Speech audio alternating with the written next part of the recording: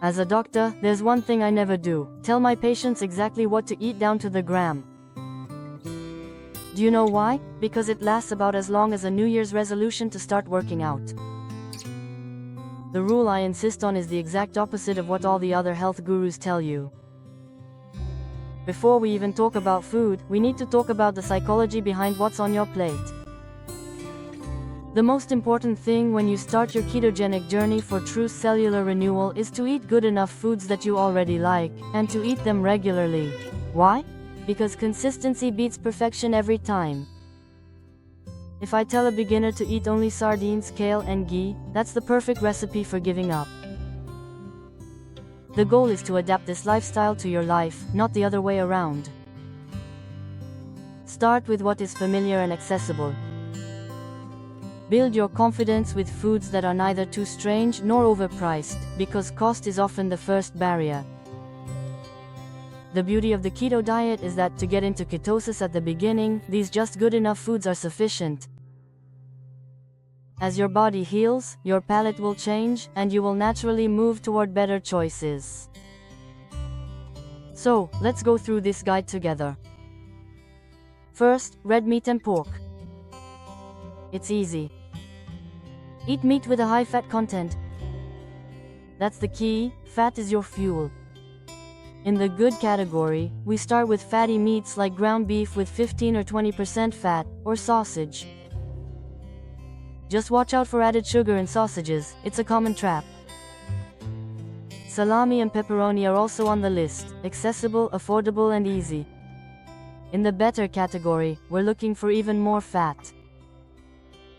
You can invest in a nice marbled steak cooked in butter, or braised brisket. But canned ham, like Spam, also falls into this category because it's fatty and inexpensive. If you've never tried it, slice it thin and fry it with eggs, it's an easy win. And now, the best category. These are often more expensive cuts like prime rib, tomahawk steak, or thick-cut bacon, but especially organ meats like liver. These are incredibly nutrient-dense bites. Let's move on to poultry and eggs. The same rules apply: fat is your friend. Don't be afraid of fat. When I see people on a ketogenic diet eating dry chicken breast, I think to myself, you're not really in ketosis.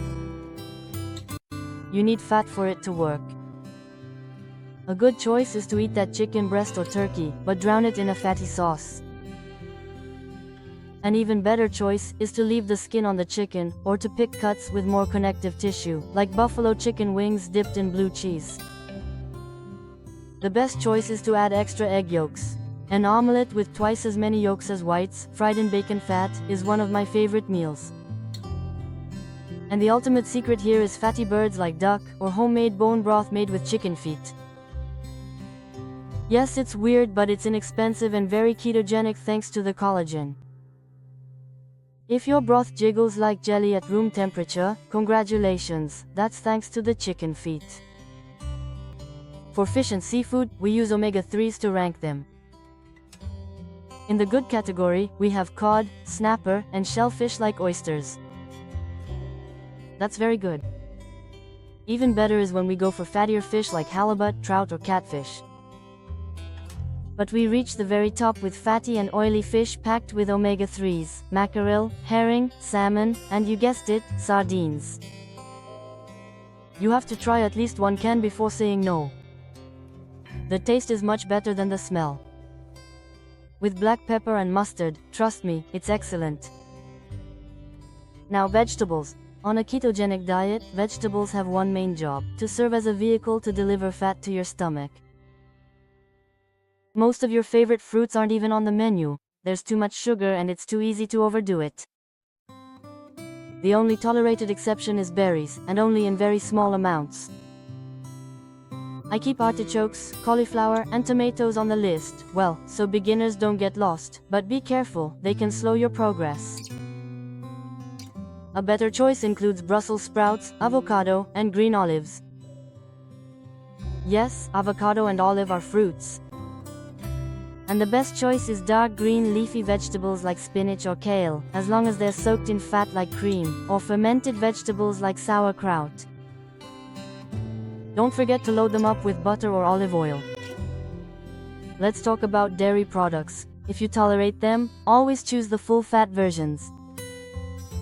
Among the good options, we have mozzarella and cheeses like cheddar or Emmental. Even better are cream cheese, feta, blue cheese, or thick crème fraîche. The best are those that are highest in fat and lowest in milk sugar, full-fat liquid cream at 35 or 40%, ghee, and aged hard cheeses like Parmesan. Fats and oils are the cornerstone of all this.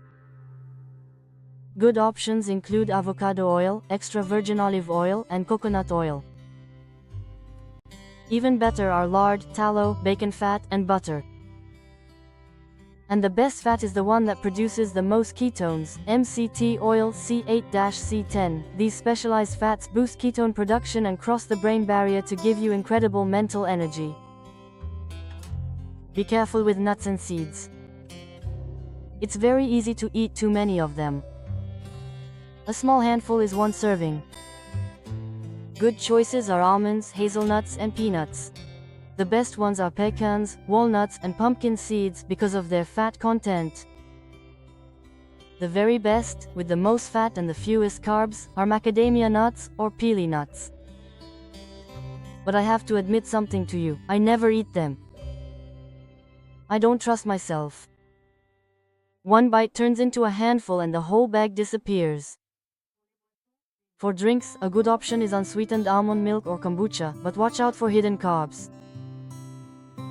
A better choice is coffee or tea with added fat, like heavy cream, butter, or MCT oil. The best choice is the simplest: water, sparkling water, black coffee, or black tea. Finally, sweets and alcohol. You'll notice a pattern here. In the good category for sweeteners, we have stevia, monk fruit, and erythritol. For alcohol, a very dry red wine can be acceptable. A better choice for sweetness is cinnamon, which isn't sweet but tricks your brain, or a bit of dark chocolate. For alcohol, a small amount of distilled spirits is better than wine. And the best choice for both of these categories is none at all. It's not deprivation, it's the goal. When your brain and body are fully healed and running on ketones, the cravings for these things simply disappear. They fade away, and that's real success. Now that you've identified your foods, watch this video, which is the complete guide to the basics of healing your metabolism with a ketogenic diet.